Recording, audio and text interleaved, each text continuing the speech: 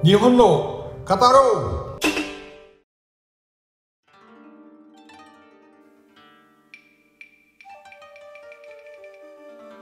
Sahabat Senpai, jumpa lagi dengan saya, Yusran Hiza. Apa kabar sahabat semua? Semoga semua dalam keadaan sehat walafiat.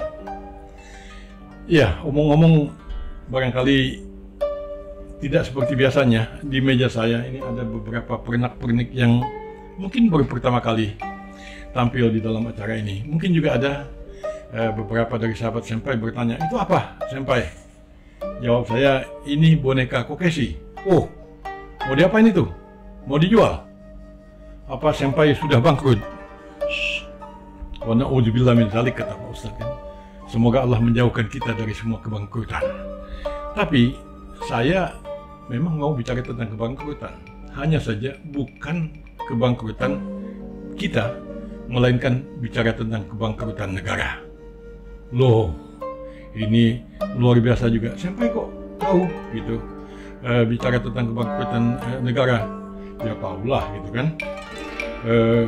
Kan IMF dan Bank Dunia juga mengatakan bahwa ada 60 negara yang terancam menjadi maksud saya, IMF mengatakan ada 60 negara yang terancam menjadi negara yang gagal. 40-nya itu hampir pasti gagal. Nah, keadaan ini pun juga pernah disinggung oleh Presiden Jokowi. Beberapa kali beliau berbicara dan dikutip oleh media massa tentang perlunya kita waspada terhadap itu. Ya, oke Senpai. Tapi apa kaitannya sama boneka Kokeshi ini? Gitu kan? Apa Senpai mau mendongeng? Enggak, saya tidak mau mendongeng. Dongeng tentu perlu. Tapi kali ini saya ingin bicara tentang hal yang real, yang ada di dunia nyata ini. Kok Senpai bisa? Ya bisa lah gitu kan. Bisa bicara ekonomi Senpai? Bisa. Karena sekitar seperempat abad yang lalu, alhamdulillah, dulu saya pernah belajar ekonomi dan belajarnya di Jepang sana.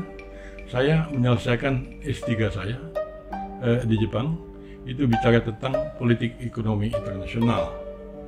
Nah, gitu ceritanya. Jadi disertasi saya bahkan dipertahankan pada tahun 1997 dan alhamdulillah disertasi itu pun juga mendapat penghargaan dari pemerintah Jepang. Ini di samping saya ada piagam yang saya ingin tunjukkan. Ini adalah piagam dari pemerintah Jepang yang diberikan kepada saya sebagai penghargaan atas katakanlah karya atau aktivitas saya di bidang ilmu pengetahuan. Oh, jadi begitu Senpai. Ini apa namanya? Ini namanya adalah Higashi Kuninomiya Award. Ini saya terima pada tahun 2014 yang lalu. Disertasi saya saat itu bahkan juga mirip sekali dengan apa yang dikatakan oleh Paul Krugman dan menjadi terkenal itu. Cuman sayangnya itu saya kalah cepat. Jadi pada saat Paul Krugman mengatakan tentang keajaiban ekonomi Asia itu adalah keajaiban yang tidak ajaib, sebenarnya saya pun juga sedang menulis hal yang sama pada bab 3 disertasi saya. Disertasinya itu ini. Nah, lalu kalau diterjemahkan, ini namanya Ganko Keitai Model no Shinwasei. Jadi, loh kok Senpai tipis ya disertasinya? Ya, ini disertasi ditulis dalam bahasa Jepang, sekitar 180 halaman. Jadi kalau nulis di dalam huruf kanji itu, memang cenderung jadi pendek. Karena di dalam bahasa Indonesia kalau kita menulis negara, N-E-G-A-R-A, 6 huruf. Dalam bahasa Jepang cukup 1 huruf. Gitu juga kalau kita menulis orang, O-R-A-N-G, orang tulis Jepang cukup 1 huruf. Jadi memang dia menjadi singkat. Nah, karena itu apabila disertasi ini diterjemahkan ke dalam bahasa Indonesia, maka tebalnya itu kurang lebih 180 dikali 5 atau kali 4 gitu. Nah, tapi kalau mau baca juga yang singkatnya, ini ada juga dari disertasi saya itu yang diringkaskan Ini terbit juga di Tokyo dalam bahasa Jepang, sekitar 40 halaman. Ringkasan dari disertasi tadi itu bicara tentang masalah krisis ekonomi Asia. Ini terbit sekitar tahun 98. Jadi alhamdulillah pernah belajar ekonomi, dan seperti saya katakan tadi juga bahwa disertasi itu pun juga mendapat penghargaan dari pemerintah Jepang. Oh, kalau begitu senpai hebat ya. Gitu. Ya, kalau dibilang begitu, jawab saya sama saja dengan jawaban pada saat orang mengatakan, Yusuf kan senpai itu ganteng ya. Nah, maka jawab saya, iya memang udah dari dulu, cuman saya nggak banyak yang tahu. Sama seperti itu. Nah, tapi menarik juga apa? Ya untung saya ngomong ini di sini, di Jakarta, bukan di Garut. Loh, apa urusannya senpai kalau ngomong di Garut? Kalau saya ngomong kayak gitu di Garut, habis saya jadi dodol. Oke, kalau begitu kita mulai saja cerita tentang boneka Kokeshi tadi. Gimana singkatnya gitu? Nah, saya sambil ngeliat juga contekan di iPad saya. Jadi begini, sebenarnya umumnya orang tahu bahwa pada tahun 1929 atau 1930 di dunia ini pernah terjadi resesi ekonomi dunia dan bahkan dikatakan depresi ekonomi dunia, Great Depression, depresi besar. Nah, depresi itu melanda Jepang, ekonomi Jepang pun luluh lantak. Jadi pada saat itu kemiskinan merajalela. Tentu saja yang paling parahnya itu adalah Tohoku. Tohoku itu apa senpai? Ya, Tohoku itu adalah nama kota, tempat lahirnya boneka Kokeshi ini. Nah, jadi dulu pada saat saya masih tinggal di Jepang dan bahkan menjadi wartawan Kompas, saya pernah menulis boneka Kokeshi dan resesi ekonomi dunia.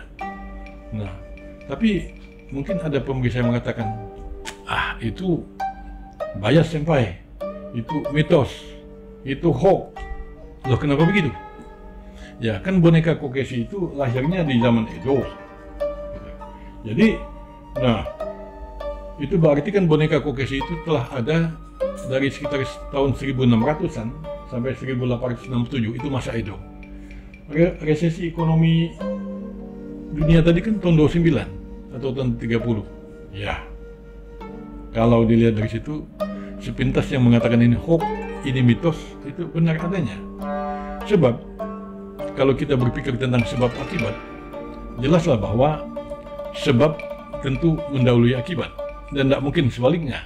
Jadi secara logika memang kelihatannya tidak mungkin peristiwa resesi ekonomi dunia tahun 29 itu menjadi penyebab lahirnya boneka Kokeshi tahun 1600-an tadi. Jadi betul. Nah, tetapi yang menjadi masalah itu kan begini. Pantas disadari bahwa penyebab itu ya, bahwa resesi ekonomi atau kesulitan ekonomi bukan hanya terjadi pada tahun 1929 itu. Bahkan di masa Edo itu sendiri, itu kemiskinan pun juga pernah terjadi. Jadi yang disebabkan ya oleh kebijakan yang ditempuh oleh Shogun Tokugawa pada saat itu. Apa antara lain sampai kebijakannya itu? Ya antara lain itu adalah pajak yang tinggi terhadap para petani dan juga kebijakan Ikasazu Kurosazu. Apa itu pula itu? Ikasazu Kurosazu sampai. Nah, kalau diterjemahkan Ikasazu Kurosazu itu artinya jangan dibikin hidup, jangan juga dibikin mati. Itu kebijakan Tokugawa agar samurai daerah itu tidak berontak, maka keluarga samurai itu sebenarnya disandra di Tokyo, di Edo, dan setiap 1 tahun itu berapa kali mereka samurai daerah itu akan mengunjungi keluarganya di Tokyo itu.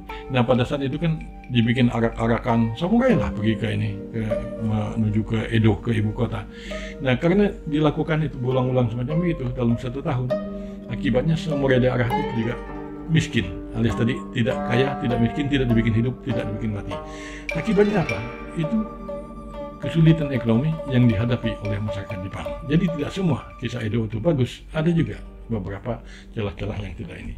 Nah, lalu bagaimana ceritanya? dengan boneka Kokeshi tadi, ya mungkin pada saat itu, pada masa Edo tadi memang pernah terjadi hal semacam itu. Lalu gimana tahun 1929 atau tahun 1930 tadi?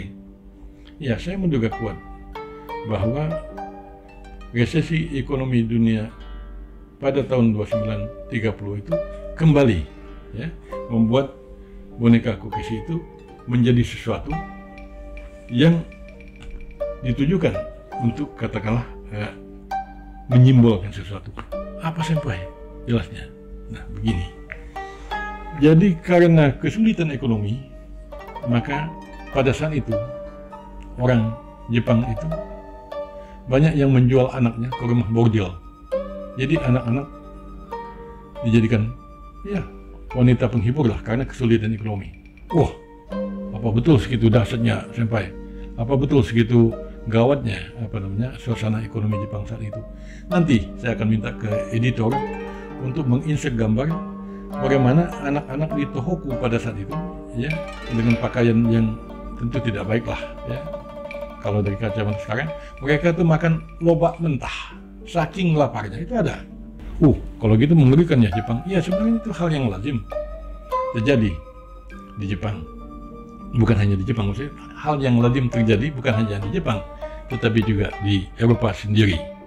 Nanti saya pun juga akan minta editor kami untuk menginsert gambar bahwa di Eropa pun, ya, anak-anak itu dijual juga. Jadi hal yang jamak terjadi pada masa itu. Nah, lalu apa kaitan dengan boneka Kokeshi?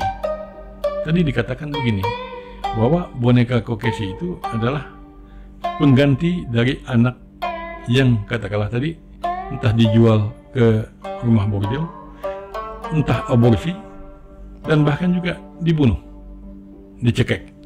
Loh, kok kayak begitu senpai? Kok anak perempuan? Nah, ini ceritanya kan. Iya, mengapa anak perempuan? Ini tentu pertanyaan yang menarik. Ceritanya begini, kalau anak laki-laki, ya, dia masih bisa mungkin bekerja di sawah, ya, menebang pohon dan seterusnya. Tapi anak perempuan kan tidak semacam begitu. Nah, dulu anak perempuan itu biasanya itu diinikan untuk keluarga-keluarga Jepang yang sulit secara ekonomi. Anak perempuan itu umumnya dijual ke perusahaan tekstil. Mereka bekerja di sana untuk menenun dan seterusnya. Nah, itu di masa ekonomi sedang baik. Tapi pada saat terjadi resesi ekonomi dunia pada tahun 1929 itu juga industri tekstil dan industri lainnya di Jepang pun juga mengalami masa yang sulit. Perusahaan-perusahaan termasuk perusahaan tekstil tadi tidak mau membeli anak perempuan. Lalu apa caranya? Tidak ada lain. Kalau anak perempuan lahir, maka itu diinikan saja, dimatikan. Nah, atau juga entah laki-laki atau perempuan diaborsi. Nah, dan sebagai penggantinya itu adalah ini dia boneka Kokeshi. Coba kita lihat. Ini boneka umumnya adalah perempuan, bukan laki-laki. Ya, kenapa? Ya, kalau laki-laki, ya tadi masih bisa bekerja, memacul dan segala macam. Anak perempuan, perusahaan industri tekstil pun tidak mau membelinya, sehingga ya daripada berat lebih baik disingkirkan. Untuk sebagai penggantinya maka dibuatlah boneka ini. Dialah sebenarnya wajahnya selalu sedih, sayu, dan bahkan sebagian orang Jepang mengatakan di dalam boneka Kokeshi ini ada tamashi. Tamashi itu ruh. Jadi, wah, kalau gitu serem dong, senpai. Di dalam boneka ini ada ruh, ya, itu kepercayaannya. Jadi ruh yang katakanlah jasadnya dimusnahkan tadi mungkin bersemayam di sini, dan ini menjadi tempat persemayaman ruh. Wah, kalau gitu ngeri juga ya senpai. Keadaan begini, senpai banyak sekali punya ini, nyimpan ini malam-malam apa nggak pernah bergerak? Ya, sejujurnya saya katakan sekali-sekali sih ada bergerak-gerak juga, tapi bukan apa itu karena saya yang gerakkan. Itu kisah boneka Kokeshi. Nah, menarik kan ceritanya. Nah, lalu ada nggak senpai? Sebentar saya lihat, contohkan di iPad saya. Ada nggak senpai bukti lain bahwa ini kokeshi itu memang tadi pengganti dari anak yang dimusnahkan tadi. Nah, ada. Apa buktinya?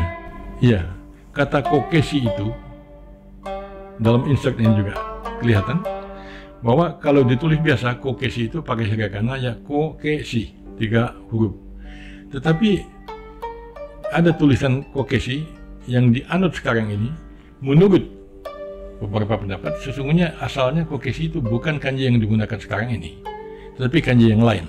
Dalam insert juga kelihatan kokeshi itu berasal dari kata ko, artinya anak, kanjinya 1, kanji ko, anak, keshi itu kesu, menghapus anak, memusnahkan anak, menghilangkan anak. Dari situlah kata kokeshi itu muncul, kanji kokeshi. Loh, kanji kok bisa berubah-ubah ya senpai? Ya bisa lah. Di dalam bahasa Jepang begitu, itu bergantung juga kesepakatan bahwa kanji bisa saja diganti menjadi kanji lain. Sejak saat ini kita untuk ini tidak pakai kanji ini, tapi pakai kanji ano. Apa buktinya senpai? Buktinya itu begini, Gunung Fuji juga ada, bisa dilihat di dalam insert. Gunung Fuji itu kanjinya lah, kayak gini lah. Nah itu kanji Gunung Fuji sekarang. Tetapi dulunya gimana? Oh, bukan begitu. Nah ini dalam insert satunya nih kelihatan. Nah itu kanji yang menyimbolkan fu artinya tidak, ji itu shi, mati. Jadi Fuji, fushi, tidak mati. Jadi dulu kanji Gunung Fuji itu simbol dari tidak mati. Loh kenapa? Begitu sampai. Nah ini kalau saya bercerita ke sana terlalu jauh. Ini berkaitan dengan legenda. Tetapi singkat saja begini. Ada 2 orang yang saling jatuh cinta. Salah satu meninggal. Lalu tidak ingin berpisah. Maka akhirnya dikuburkanlah di atas Gunung Fuji itu. Menurut legenda itu. Nah lalu sebenarnya sudah mati. Tapi dikatakan tidak mati. Kenapa? Itu katanya pada saat tertentu, pada saat Gunung Fuji itu mengeluarkan asap, nah itu katanya ruhnya itu terbang ke surga, berarti kan tidak mati. Maka dari itulah Gunung Fuji itu kanjinya dulu tuh fushi, tidak mati artinya. Tapi sekarang berubah menjadi kanji lain. Itu sedikit pengetahuan tentang kanji tadi. Tapi sampai omong-omong itu sampai mengatakan di Tohoku tadi ada jual anak dan segala macam, itu gimana gitu? Apa betul? Betul. Jadi banyak yang mengatakan ini mitos. Tapi alhamdulillah kemarin sebelum tampil di depan kamera kayak begini, saya melakukan riset kecil-kecilan. Saya coba cek di Google dan kebetulan ada sumber dari Grips University, itu perguruan tinggi bergengsi di Tokyo sana, yang mengatakan bahwa pada tahun 2930 tadi ya di Tohoku itu pada saat resesi ekonomi dunia saat itu kembali anak-anak Jepang, ya, anak perempuan Jepang itu dijual ke rumah bordil. Dan jangan lupa, Tohoku itu adalah tempat kelahiran boneka kokeshi. Oh, jadi begitu sampai ceritanya. Iya, itu cerita tentang boneka kokeshi. Ya, sahabat sampai kita telah membahas masalah boneka kokeshi. Bahasan ini tentu menarik. Kembali ke masalah boneka kokeshi tadi, kesimpulan telah kita buat, tetapi ingat bahwa kesimpulan itu bukan kesimpulan final. Mungkin ada sahabat senpai yang mempunyai sumber lain atau pendapat lain. Oh, bukan begitu usulan senpai, tapi begini. Oh, itu tentu menarik sekali. Kita tentu bisa dialog dan mungkin saya bisa undang sahabat senpai yang punya informasi yang berbeda tadi, sehingga kita berbicara dan kita clearkan masalah itu. Oke, untuk tahap ini kita akhiri di sini dulu. それではまた会いましょう。